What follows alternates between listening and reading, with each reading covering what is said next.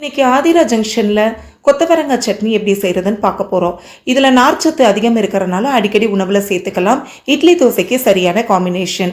இது செய்கிறதுக்கு 150 கிராம் கொத்தவரங்காய், கொஞ்சம் போல் கருவேப்பிலை, ஒரு கையளவுக்கு கொத்தமல்லி செடி, 2 பெரிய துண்டு தேங்காய் சில்ல சின்ன சின்னதாக நறுக்கி வச்சுருக்கேன், 20 சின்ன வெங்காயம், ஒரு துண்டு இஞ்சி, 10 பல் பூண்டு, 2 மிளகாய் வத்தல், 5-6 ஸ்பூன் கடலைப்பருப்பு எடுத்துக்கோங்க. கடாயில் எண்ணெய் ஊற்றிட்டு ஒவ்வொரு பொருளையுமே தனித்தனியாக நீங்கள் வறுத்து எடுத்து வச்சுக்கோங்க. அப்போ தான் நம்மளுக்கு நல்லா கரெக்டாக வறுத்து வரும். வெங்காய பூண்டு மட்டும் நல்லா வாசனை போகிற வரைக்கும் நல்லாவே வதக்கி எடுத்து வச்சுக்கோங்க. இப்போ கொத்தவரங்காய் வதக்கும் போது தேவையான அளவு தூளுப்பு மற்றும் காயத்தூள் சேர்த்துக்கோங்க.